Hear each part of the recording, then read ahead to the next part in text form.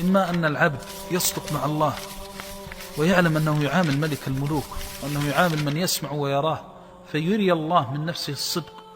Une personne qui a une foi qui est réelle dans son cœur passe sa vie à s'interroger. Et une des caractéristiques de sincérité dans la façon de poser des questions, c'est de ne pas interroger les autres avant de s'interroger soi-même. Lorsqu'on est imam, on a des gens qui viennent nous poser des questions. Allah Azza wa Jalla nous dit, Bismillahirrahmanirrahim, Fas'alu ahla dhikri in kuntum la ta'lamun, ce qui signifie, et posez la question aux gens qui possèdent de la science, si vous ne savez pas. Donc les gens viennent voir l'imam, ou bien viennent voir une personne qu'ils considèrent comme étant une personne qui a de la science, ou bien encore une chose qui est tout à fait normale, ils vont voir leur père qui les a devancés de plusieurs dizaines d'années, Inch'Allah dans la piété, ils lui posent des questions. Comment je peux faire pour pouvoir devenir pieux? Comment puis-je faire pour ressentir les délices de la foi? Comment puis-je faire pour enfin réussir à me lever dans le dernier tiers de la nuit? Comment puis-je faire pour pouvoir jeûner au moins le lundi et le jeudi et au moins les 3 jours de pleine lune dans le mois? Ou alors dans le meilleur des cas, faire le siyam de Daoud alayhi salam, le jeûne du prophète Daoud alayhi salam, qui était celui de jeûner un jour sur 2 et qui est le plus difficile car ton âme ne peut s'habituer ni au siyam ni à l'iftar. L'âme elle n'a pas le temps de s'habituer, c'est pour la raison pour laquelle c'est le plus difficile.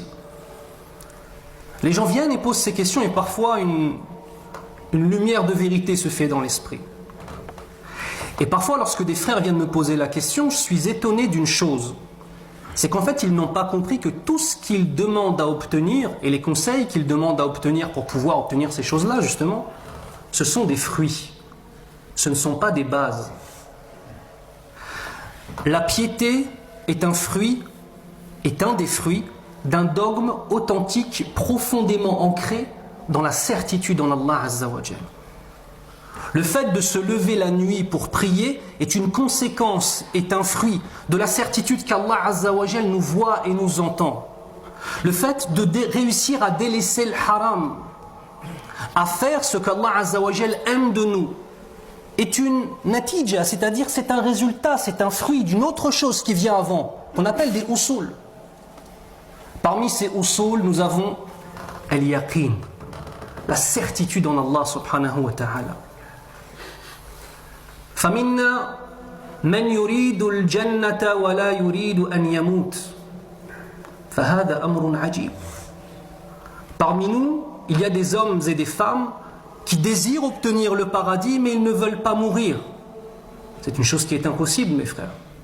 Si on veut pouvoir accéder au paradis, il va falloir mourir. Si on veut obtenir la piété, il va falloir se sacrifier dans notre vie de tous les jours.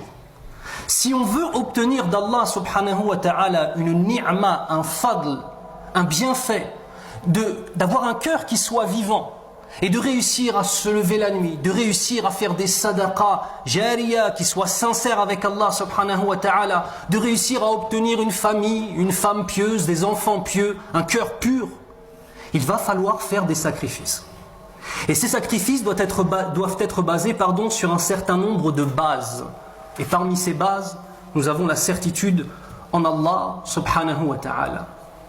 وَمَا هِيَ ثَمَرَاتُ الْيَقِينِ يقول الله سبحانه وتعالى بسم الله الرحمن الرحيم وبالآخرة هم يوقنون أولئك على هدى من ربهم وأولئك هم المفلحون. Si on veut commencer à parler maintenant des fruits de cette certitude en Allah, et on va définir ce qu'est la certitude, mais on va déjà comprendre que ce sont des fruits. أولئك على هدى من ربهم. Ce sont eux qui sont sur une guidée qui a été octroyée, donnée par Allah. Sharafun azim.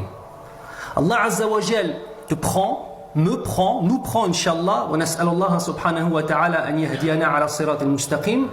Il nous prend et il nous guide sur un droit chemin.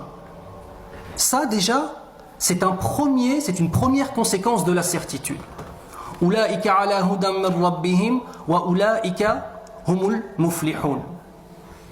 Ce sont ceux qui réellement seront heureux, heureux dans la vie d'ici-bas et heureux dans la vie de l'au-delà. Ce qui signifie que la guidée Et le bonheur dans la vie d'ici-bas et dans la vie de l'au-delà a des conditions.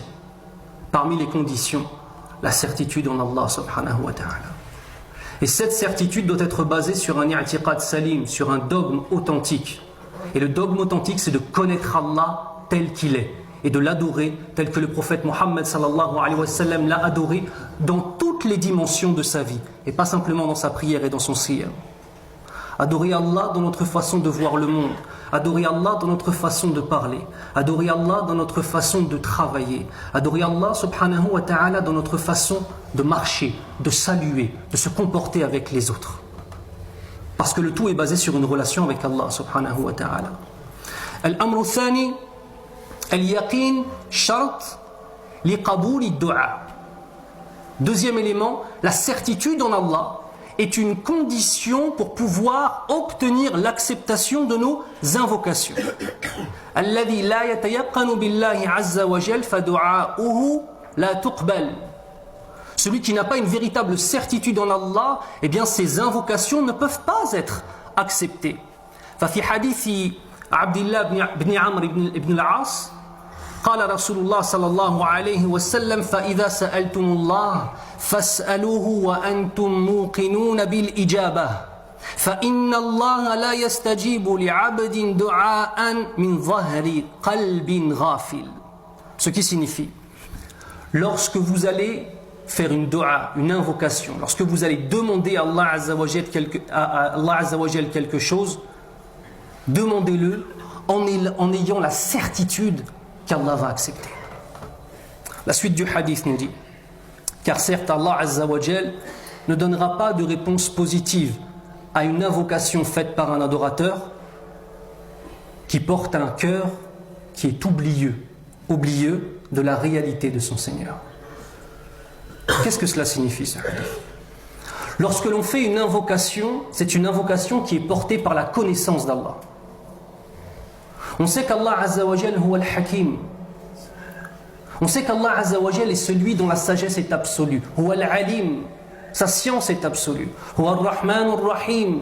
Il est celui dont la miséricorde enveloppe tout et ne cesse de se renouveler. Le fait de connaître Allah Azza wa Jal nous amène dans nos cœurs une certitude en sa justice. Huwa al-Adl. Ce qui fait que lorsqu'on pose une demande à Allah, et on ne va pas revenir sur les conditions d'acceptation de la dua, c'est encore un autre sujet, mais en tout cas, lorsqu'on va demander quelque chose à Allah Azza wa Jal avec ces éléments à l'esprit, eh bien à ce moment-là, on peut être sincère. À ce moment-là, on peut connaître notre degré par rapport à Allah. À ce moment-là, on peut demander à Allah Azza wa Jal en ayant un dogme qui soit celui du prophète sallallahu alayhi wa sallam. Et mes frères, on ne va pas tourner autour du pot. Il y a dans cette vie d'ici-bas deux types de certitude. La certitude en Allah ou bien la certitude dans les choses de la vie d'ici-bas. Ça, c'est important de le rappeler. Si on mène une vie qui, dans toutes ses dimensions, ou dans la plupart des dimensions de notre existence, est en désaccord avec ce qu'aime Allah Azza wa Jalla, comment savons-nous ce qu'aime Allah? Il nous suffit d'ouvrir le Coran, il nous suffit de lire la sunna du prophète sallallahu alayhi wa sallam et de profiter de l'explication des érudits de l'islam. Si notre vie est en opposition avec la parole d'Allah, si notre vie est en opposition avec les paroles de son prophète Mohammed sallallahu alayhi wa sallam, si à chaque fois qu'on a un choix à faire, on fait passer la vie d'ici-bas avant la vie de l'au-delà, si à chaque fois qu'on a, ou la plupart du temps qu'on a un choix à faire, on sacrifie notre dîne, on vend notre dîne pour obtenir des choses de la vie d'ici-bas, alors la certitude n'est pas la certitude en Allah, mais c'est la certitude dans la vie d'ici-bas. Et une personne qui va avoir une certitude dans la vie d'ici-bas, mettre toute sa vie autour de la vie d'ici-bas, peut-être qu'il arrivera à obtenir une petite partie de la vie d'ici-bas, mais dans la vie de l'au-delà, il n'aura rien. Allahumma hafadna min dhalik. Demande à Allah de se préserver de cela. Dans nos vies, on a deux types de choses. Amma al-yaqin wa amma al-shak. هكذا الإيمان. يقول الله عز وجل: أفي الله الشك فاطر السماوات والأرض Allah nous dit dans le Coran al-Karim, dans la traduction du verset, y a-t-il un doute au sujet d'Allah, le créateur et le façonneur des cieux et de la terre? Notre foi n'accepte pas le doute, mes frères. Ici, ce qu'a employé Allah subhanahu wa ta'ala dans le Coran al-Karim, c'est ce qu'on appelle un istifham al-inkari. C'est une phrase interro-négative. C'est une façon en fait qui est encore plus forte que la négation de s'exprimer. C'est comme si par exemple, on veut faire un reproche à quelqu'un qui fait du bruit et qu'on va lui dire « ce n'est pas bientôt fini ce que tu fais ?» C'est une question, c'est vrai. Par contre, on n'attend pas de réponse. C'est un reproche. Et si Allah Azza wa Jal est en train de reprocher à certains types d'hommes d'avoir un doute dans leur cœur, la foi n'accepte pas le doute. Ça veut dire quoi? Il faut préserver sa foi. Et il faut comprendre que cette certitude, il faut la préserver. Et que cette certitude, il peut y avoir des failles dans cette certitude. Et que le doute va s'infiltrer. Par quoi est-ce que le doute rentre? Par les péchés. Par les oublis tellement répétés qu'ils deviennent une habitude. Par les désobéissances à Allah subhanahu wa ta'ala. Ainsi, mes frères, on se retrouve parfois face à des gens qui, dans leur vie, ne cessent de désobéir à Allah Azza wa Jal nuit et jour. Mais quand cette même personne vient à la mosquée le jour du vendredi, il se sent propre. Les péchés n'empêchent pas de prier. Les péchés n'empêchent pas de venir à la mosquée. Les péchés n'empêchent pas de venir à Salat al-Jumu'ah. Par contre, il y a une chose qui est très très très grave. C'est le fait de banaliser nos péchés. Banaliser nos désobéissances. En ayant l'illusion qu'à partir du moment où moi je viens m'asseoir devant l'imam pendant une demi-heure, une fois par semaine, je me suis mis propre. Je vais vous donner une image. Que diriez-vous d'une personne qui porte un beau qamis blanc, mashallah, un beau thawb, une belle djellaba toute blanche, et qu'à longueur de semaine, il se traîne dans la boue, il se traîne dans le cambouis, il se traîne dans des najasat, des impuretés. Puis ensuite, cette même personne-là va venir à la mosquée pendant une demi-heure et aura l'impression qu'en une demi-heure, avec un esprit qui est peut-être même pas présent et qui est en train de penser à la commande Amazon qu'il a prise ou alors à son salaire ou alors je ne sais quoi, il aura l'impression qu'il va réussir à nettoyer son qamis. Ce n'est pas ainsi. Vous savez, l'islam est un dîn qui est exigeant. C'est une réalité. L'islam est un dîn qui est exigeant. Comme a dit le Nabi sallallahu alayhi wa sallam, Ala inna sil'ata Allahi ghaliya, ala inna sil'ata Allahi ghaliya, ala inna sil'ata Allahi ghaliya, ala inna sil'ata Allah hiya al-jannah. Dans le sens du hadith, certes, ne savez-vous donc pas, que la marchandise d'Allah, elle est chère. Elle est chère. Et il le répète 3 fois, et ensuite de nous dire que la marchandise d'Allah subhanahu wa ta'ala, c'est le paradis.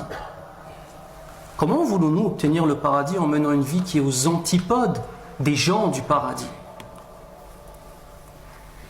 Aïn al-mantiq في من يعيش حياة أهل النار ويريد أن يكون من أهل الجنة في الآخرة. ما هي هذه العقلية؟ عقلية فيها إشكال ونقص عميق. Comment une personne qui mène la vie des gens de l'enfer espère-t-il obtenir, dans la finalité des choses, la position des gens du paradis?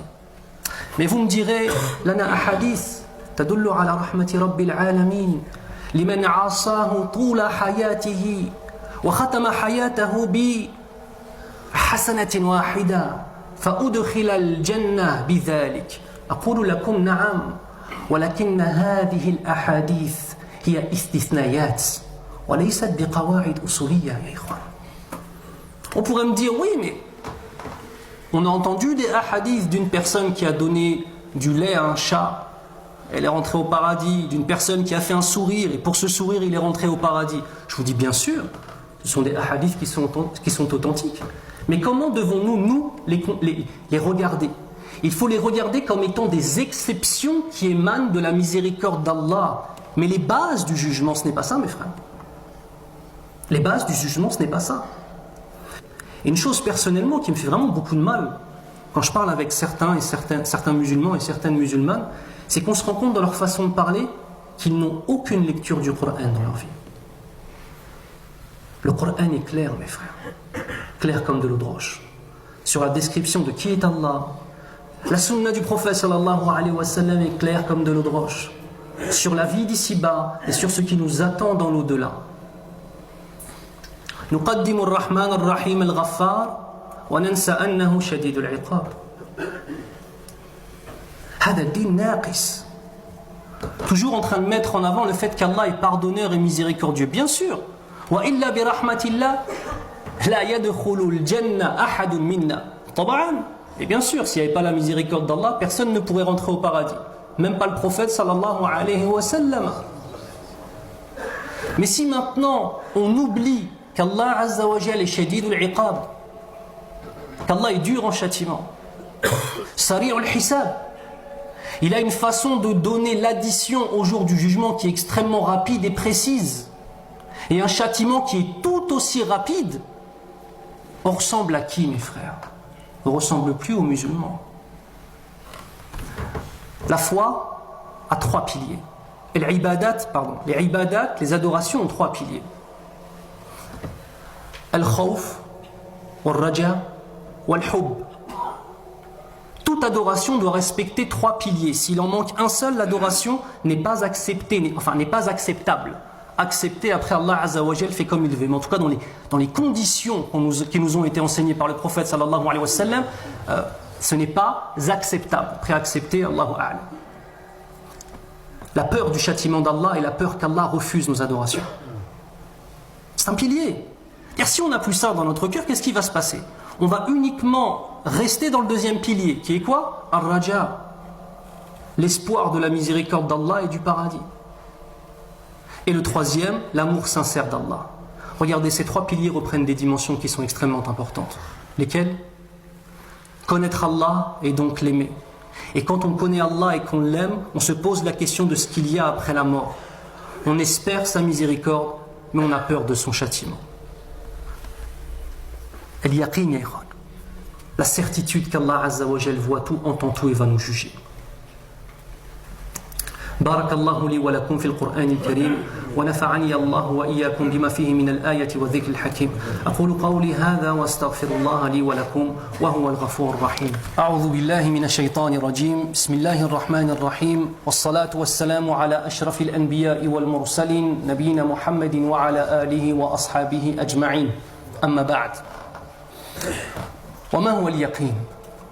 اليقين هو أن ترى الحق وتقره عقليا وقلبيا فتولد منهما الأعمال الصالحة.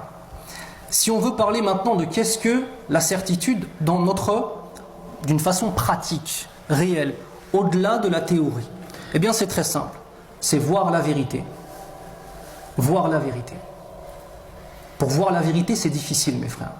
Il faut combattre son âme. Il faut parfois combattre des règles de vie qu'on a autour de nous. Voir la vérité. Et reconnaître cette vérité intellectuellement parlant, avec le tadabbur. Pourquoi intellectuellement parlant? Pour faire sortir tout doute de nos cœurs. Parce que si on reconnaît la vérité de l'islam uniquement avec les sentiments, cela signifie que le jour où nos sentiments vont changer, eh bien notre relation à l'islam va changer. On ne peut pas être uniquement dans les passions. On ne peut pas être uniquement « j'ai prié, j'ai ressenti de belles choses, alors je vais continuer à prier ». Oui, mais le jour où tu ne ressentiras rien dans une épreuve de ta vie, qu'est-ce qui va se passer? Donc, première des choses, observer cette vérité et la reconnaître intellectuellement. Puis, à partir du moment où cette certitude est venue comme du ciment sur nos cœurs, s'entraîner, entre parenthèses, ou alors ressentir les choses par la connaissance d'Allah subhanahu wa ta'ala. Et de cette reconnaissance intellectuelle et de ce ressenti dans le cœur, les bonnes actions vont naître. Et ce seront des bonnes actions qui, bi'idhnillah, peuvent être acceptées par Allah subhanahu wa ta'ala. Allah subhanahu wa ta'ala nous dit dans le Coran al-Karim وَإِذَا قِيلَ إِنَّ وَعْدَ اللَّهِ حَقٌّ وَالسَّاعَةُ لَا رَيْبَ فِيهَا قُلْتُمْ مَا نَدْرِي مَا السَّاعَةُ إِنْ نَظُنُّ إِلَّا ظَنًّا وَمَا نَحْنُ بِمُسْتَيْقِنِينَ. Ce qui signifie, et quand on disait la promesse d'Allah est vérité et l'heure n'est pas l'objet d'un doute, vous disiez nous ne savons pas ce qu'est l'heure et nous ne faisions à son sujet que de simples conjectures, et nous ne sommes pas convaincus qu'elle arrivera. Nous avons ici les paroles des non-musulmans. Ils sont dans un doute. وَلَهُمْ ذَلِكَ فَمَنْ شَاءَ فَلْيُؤْمِنْ وَمَنْ شَاءَ فَلْيَكْفُرْ. Que celui qui le veuille, qu'il croit, et celui qui le veut, qu'il mécroit. Mais regardez une chose qui est extraordinaire. Al-Qur'an hudan lin-nas wa huwa bayyinat min al-huda. Le Qur'an est une guidée pour les gens. Et il est là pour éclaircir la voie à prendre. Le Qur'an est une guidée en lui-même. Il est une guidée, il est une lumière. Mais cette guidée, cette lumière, tout dépendra, dans la concrétisation de cette guidée, de cette lumière, tout dépendra du cœur de celui qui va le lire. Il y a des gens pour qui lire le Qur'an est un élément d'augmentation de sa foi. Il y en a d'autres pour qui lire le Qur'an est une chose banale, ennuyeuse, ennuyante, et il ne ressent strictement rien dans son âme. Et il y en a même qui, lorsqu'ils lisent le Qur'an, eh bien pour eux, le Qur'an a été une source d'égarement. Il y a des gens qui n'avaient pas réellement une relation avec l'islam, puis arrivaient un petit peu plus, ne priaient pas, etc. Arrivaient un peu plus grands, vers leurs 18 ans, quand ils sont à la fac, ils décident de relire le Qur'an, avec un cœur malade, ravagé par les passions. Et si le Qur'an est une guidée en lui-même, les cœurs seront l'élément décisif, avec la guidée d'Allah bien évidemment, seront l'élément décisif pour provoquer en lui un éveil spirituel, ou alors au contraire, un coma, ou même une mort spirituelle. J'ai rencontré des Arabes qui, en ayant lu le Qur'an, sont sortis de l'islam. La faute au Qur'an? Absolument pas, c'est Kalam Allah. Kalam Allah Azza wa Jal, huwa al-haqq al-mubin. Mais les cœurs étaient si malades, il n'y avait que du doute dans ces cœurs-là. Quand on se dirige vers la lumière qu'est le Qur'an avec un cœur aussi malade et si plein de doutes et de fausses certitudes dans la vie d'ici-bas, eh bien lorsqu'Allah Azza wa Jal nous dit qu'il va nous juger, que l'enfer existe, que certains, leurs actions ne seront pas acceptées, puisque cette personne-là ne connaît pas Allah, qu'est-ce qu'il se dit? C'est injuste. Une personne qui ne connaît pas Allah subhanahu wa ta'ala et qui voit ce qui se passe pour nos petits frères, nos petites sœurs, mais aussi nos papas et nos mamans et nos grands frères et nos grandes sœurs, ce qui se passe aujourd'hui, spécifiquement à Idlib en Syrie. A'anahumullah ya rabbal alamin. Quand il voit ces enfants qui sont massacrés, quand il voit ce qui se passe en Irak, ce qui se passe en Birmanie, ce qui se passe au Yémen, ce qui se passe au Centrafrique, ce qui se passe dans le monde entier envers les musulmans, eh bien celui-ci va peut-être se sentir dans une position injuste. Mais pourquoi? La ya'rifu man huwa Allah. Il ne connaît pas qui est Allah. Il ne connaît pas la sagesse d'Allah. Et il ne sait pas que cette vie d'ici-bas n'est qu'un clin d'œil par rapport à la vie de l'au-delà. Et que tous ceux qui sont morts shuhada, tous ceux qui sont morts martyrs, tués injustement aux quatre coins du monde, فَهُمُ النَّاجِحُونَ فِي نِهَايَةِ الْأَمْرِ رَحْمَةٌ مِّنَ اللَّهِ. Au final, c'est eux qui sont les gagnants. Et c'est une miséricorde de la part d'Allah subhanahu wa ta'ala. Mais pour pouvoir comprendre cela, il faut avoir une certitude et une confiance absolue dans la justice d'Allah, dans la sagesse d'Allah, dans la science d'Allah. Le Coran est une source de guidée en lui-même, et la source de guidée en lui-même, parce qu'il est un des attributs d'Allah Azza wa Jal. Mais certains cœurs malades, lorsqu'ils le regardent, il devient pour eux une source d'égarement, qu'Allah nous préserve. Et celui dont le cœur est rempli de certitude, il va pouvoir récolter des fruits. Et il y aura des signes apparents à la présence de la certitude dans son cœur. Il y aura des signes apparents à la présence de la certitude dans son cœur. فالأمر الأول النظر إلى الله في كل شيء. الأمر الثاني الرجوع إلى الله في كل أمر. والثالث الاستعانة به في كل حال. Trois éléments. Celui qui a ces signes-là, eh bien ce sont des signes que la certitude est réellement dans son cœur. Et par élimination, les mafhoum al-mukhalafa, celui qui n'a pas ces signes en lui, c'est malheureusement un signe que peut-être la certitude n'est pas encore présente comme elle devrait l'être. Allahumma rzuqna al-yaqin ya rabbal alamin. Premier des éléments, voir la force créatrice d'Allah dans toute chose. La relation avec les gens, c'est une relation de créature d'Allah vers une autre créature d'Allah. Si on comprend ça, comment peut-on être orgueilleux? Si on comprend ça, comment peut-on être raciste? Parce qu'être un raciste, c'est être orgueilleux. C'est un des pires types d'orgueil qu'on puisse avoir. Si on comprend ça, comment on peut s'attacher simplement à ce que pensent les uns et les autres de nous, parmi les hypocrites ou parmi certaines personnes qui combattent l'islam? Qu'est-ce que ça peut nous faire? C'est une créature d'Allah Azza wa Jal qui te parle et qui agit. Qu'est-ce que ça va te faire? Premier élément, voir la force créatrice d'Allah Azza wa Jal dans toutes choses. Deuxièmement, revenir vers lui en toutes circonstances. Il y a des gens qui, dès qu'ils ont des problèmes, reviennent vers des créatures et d'autres reviennent vers le Créateur.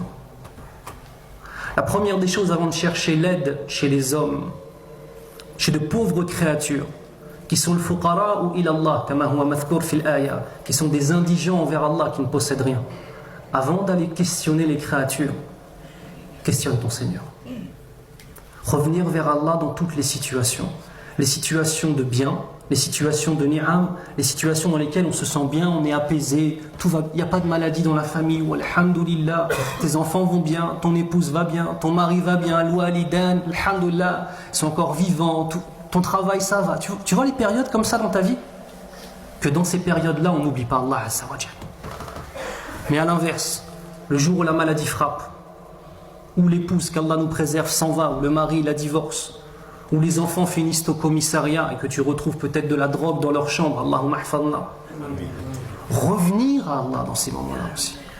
On ne revient pas à Allah subhanahu wa ta'ala uniquement dans l'épreuve, mais on revient à Allah dans toutes les dimensions de notre existence. Troisième des signes, se réfugier vers lui en toutes circonstances. Anta taqum bil asbab wa nihayatul amr lillahi al-wahid al-qahhar. Nous on fait les causes. Thumma natawakkalu ala Allah. On fait les causes et on s'en remet à Allah subhanahu wa ta'ala. On ne va pas se rendre malade pour des choses qu'on ne contrôle pas. Tu avais un examen, tu as révisé pour cet examen, tu as fait tout ce qu'il fallait, tu ne l'as pas eu. Tu vas le louper, tu vas te rendre malade. Ta réussite n'était pas auprès de toi, elle est auprès d'Allah subhanahu wa ta'ala.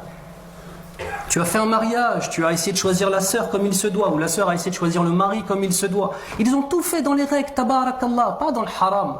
Les gens ils sont dans le haram toute leur vie et ils pensent qu'ensuite ils vont obtenir une baraka. Ça peut arriver, mais ce n'est pas la règle de base.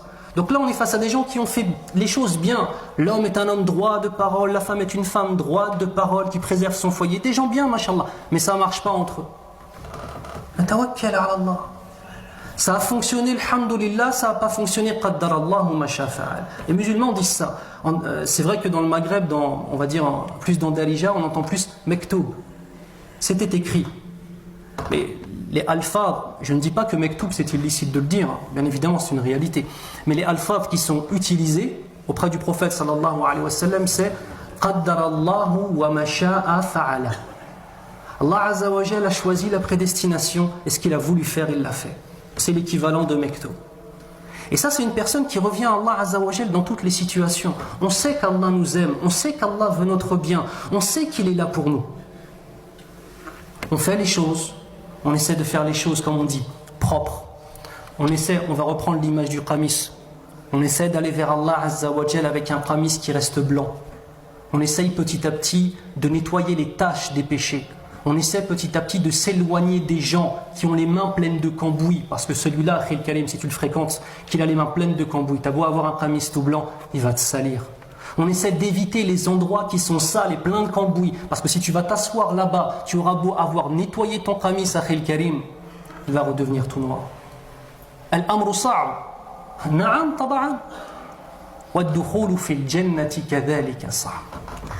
C'est difficile de faire ça? Oui. C'est difficile parfois de délaisser des gens avec qui on a grandi, qu'on aime, dans l'amitié, mais qui sont sales dans leur relation avec Allah Azza wa Jal. De les délaisser pour Allah, c'est difficile. C'est difficile de laisser un travail, par exemple, pour lequel on a fait des études, mais qui est dans le haram, où chaque jour on va dans ce travail en train de se salir. C'est difficile. Mais oui, c'est difficile. Qui a dit que ce serait facile?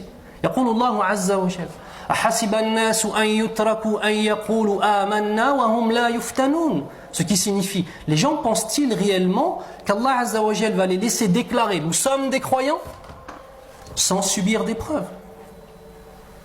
Revenir à Allah Azza wa Jal dans toutes les situations et comprendre que si on veut pouvoir obtenir une bénédiction de la part de notre Seigneur, si on veut pouvoir espérer Yawm al-Qiyamah rentrer au paradis, il faut travailler pour cela. Et le tout revient à quoi? Dans la finalité, à la miséricorde d'Allah Azza wa Jal. Je finis avec une image que je vais vous donner. Une personne qui a plusieurs enfants. Tu as 6 enfants. Il y a parmi tes enfants certains qui sont obéissants, doux, mais qui commettent des erreurs. Et tu as un autre enfant, il est désobéissant, il est dur, il insulte, il vole. Ces 2 enfants, s'ils commettent la même erreur, vas-tu réagir de la même façon avec eux, oui ou non? La réponse est négative. Celui qui sans arrêt obéit, celui qui sans arrêt est là pour toi, pour ton épouse, si tu es âgé, celui qui sans arrêt vient te visiter, vient, mashallah, tabarakallah, t'aide financièrement, est toujours là pour toi, le jour où il commet une erreur, tu vas dire khair inshallah miskin, tout le khair qu'il a fait, c'est rien. Par contre, l'autre qui est toujours en train de faire du mal, voler, mentir, la même erreur, pour toi, elle va être immense. Pour les 2, tu as une miséricorde, c'est vrai. Mais ta miséricorde a été plus forte envers qui? Envers celui qui était dans l'obéissance.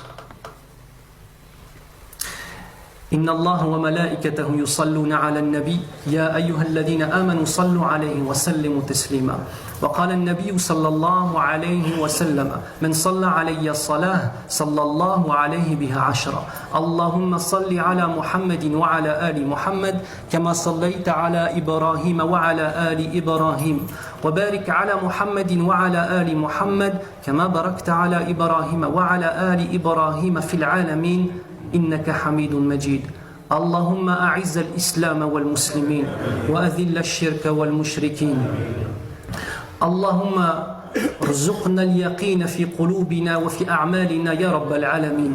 Demande à Allah de nous accorder la certitude dans nos cœurs et dans nos actions. اللهم اجعل اليقين صفة ذاتية لأرواحنا ولأنفسنا. Demande à Allah de nous accorder le fait de trouver la certitude comme étant une caractéristique de nos âmes يا رب العالمين. اللهم احفظنا من النفاق واحفظنا من الشك واحفظنا من الشبهات واحفظنا من المعاصي يا رب العالمين. Demande à Allah de nous préserver du doute. Demande à Allah de nous préserver de l'hypocrisie. Demande à Allah de nous préserver des désobéissances, Ya Rabbal Alamin. Allahumma ahfaz imanana fi qulubina wa in asaynaka, Ya Rabbal Alamin. Demande à Allah de préserver cette foi dans nos cœurs, même si on lui désobéit, Ya Rabbal Alamin. Allahumma arhamna fi dunya wal akhirah. Demande à Allah de nous faire miséricorde dans la vie d'ici-bas, mais aussi dans la vie de l'au-delà, Ya Rabbal Alamin. Allahumma arham جميع الشهداء وجميع الذين ماتوا ظلما يا رب العالمين في العالم كله. On demande à Allah de faire une miséricorde au plus haut degré à tous les martyrs qui sont tombés de la Ummah à travers le monde, et ceux mêmes qui n'ont pas le statut de martyrs et qui sont morts injustement. Demande à Allah de leur faire miséricorde ya Rabb al-Alamin.